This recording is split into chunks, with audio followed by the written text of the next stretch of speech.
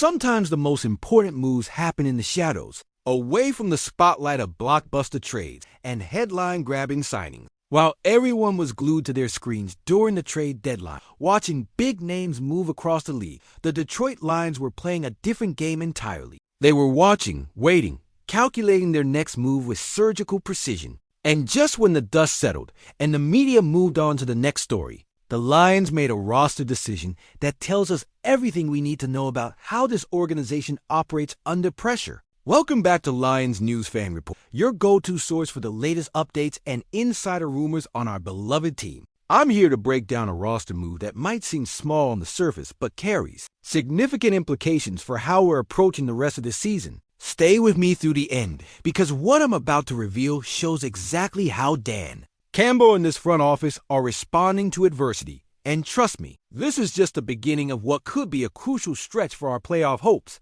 Let me set the stage for you. The trade deadline came and went without the Lions making any splashes. No big-name acquisitions, no dramatic announcement, nothing that would dominate the news cycle. Some fans were disappointed, expecting the front office to make a move that would address some of the concerns we've been seeing on the field. But here's the thing about this Lions regime. They don't make moves for the sake of making headlines. They make moves that fit their system, their culture, and their long-term vision. And sometimes, the smartest moves are the ones that don't generate thousands of retweets, but solve real problems on your roster. Day after the trade deadline, the Lions made an announcement that caught the attention of those who pay close attention to roster construction. They signed linebacker Tai Summers to the active roster, calling him up from the practice squad. Now, before you scroll away thinking this is just another routine transaction, let me tell you why this matters more than you might think. This move represents everything about how the Lions are approaching this critical point in the season,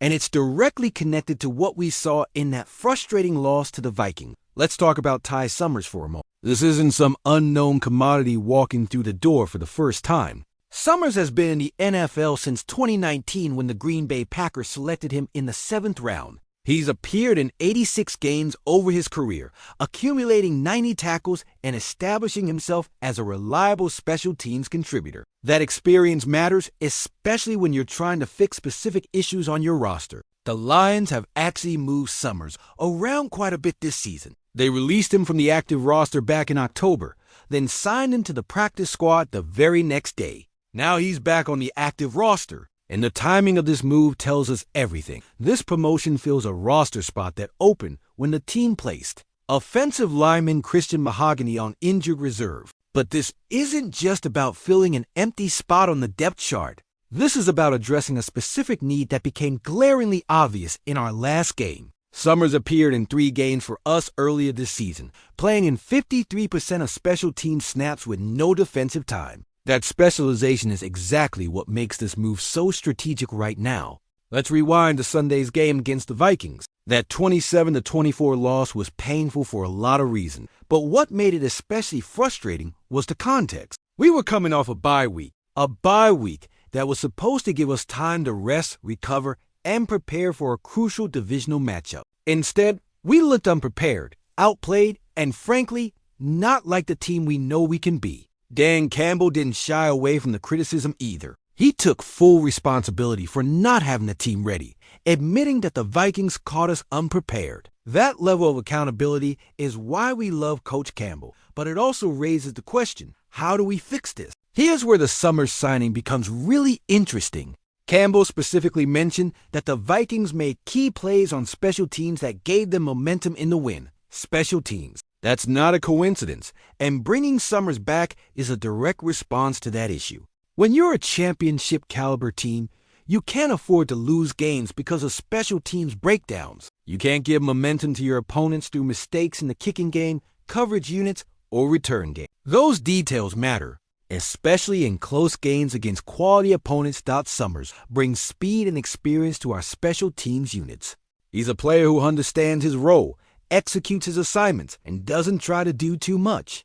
In the NFL, especially on special teams, that reliability is gold. You need players who can make the routine play every single time, who can maintain their lanes, who can make open field tackles when called upon. That's what Summers provides. He's not going to be a starter on defense, and that's perfectly fine. His value comes in those critical special teams moments that can swing the momentum of a game. Looking ahead, this move takes on even more significance when you consider our upcoming schedule. We're facing a Washington Commanders team that just lost starting quarterback Jaden Daniels to an elbow injury. On paper, this should be a game where we can bounce back, reassert ourselves, and get back on track. But we can't afford to take anything for granted. We can't afford special teams mistakes that give Washington life or momentum. We need to execute in all three phases. And having Summers back on the active roster gives us better depth and more options to do exactly that.